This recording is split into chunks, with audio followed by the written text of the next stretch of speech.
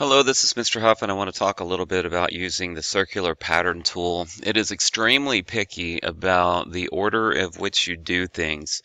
You can see here I have a circular shape that has been extruded, and the things we're going to do is we're going to start a new sketch.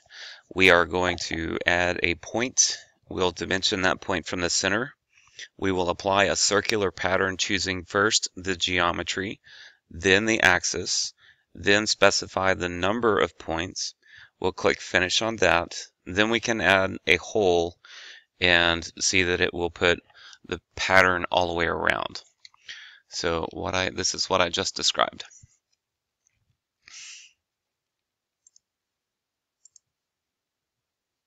So we're going to start a sketch here. We'll place a point on this vertical axis. We will dimension this.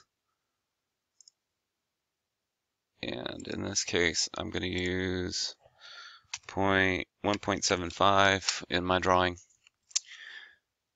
Then the next thing I'm going to do is apply a circular pattern.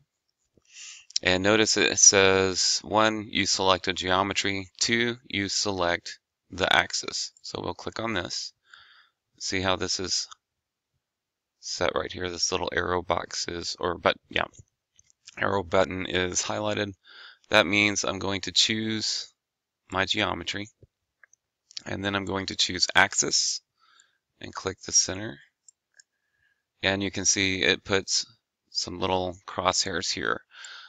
For this example, I only want to do, I don't know, let's go crazy. We'll do 22. So you can see it put 22 little spots all the way around. We're going to finish the sketch, and now I'm going to add a hole here and click OK. Nope, that is not what I wanted. We want to do a hole. That's it. You don't choose anything. Make sure those little crosses are green, and just click OK. I'm going to change these holes. We're going to make them a little bigger. All right.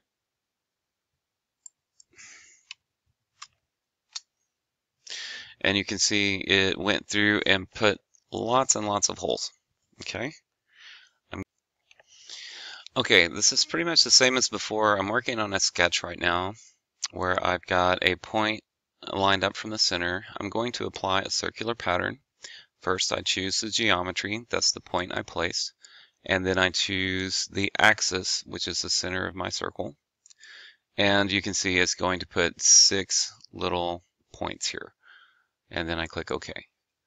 And if I finish the sketch, I can go over here. If I look at these crosses, they're all kind of green.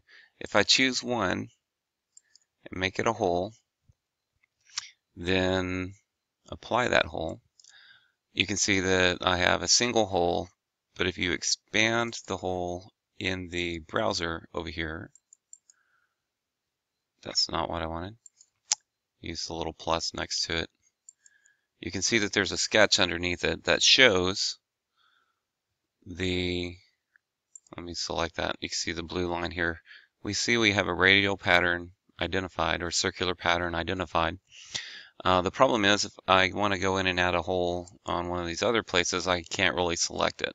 This is where we need to use the share tool. So right click on, in this case, sketch 4, the part that is subordinate to the hole, and we're going to click on share sketch. And if you look, sketch 4 is now outside.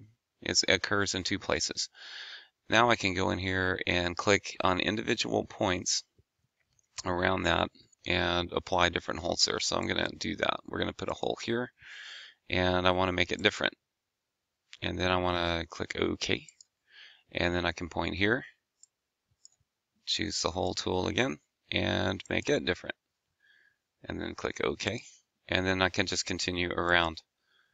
Hole here, and let's make that a countersink.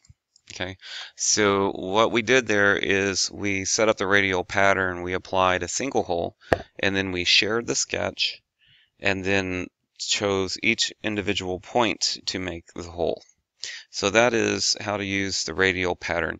I would suggest making multiple practice parts so you can get the hang of the circular pattern tool. The more comfortable you are using it, the easier making these patterns will be.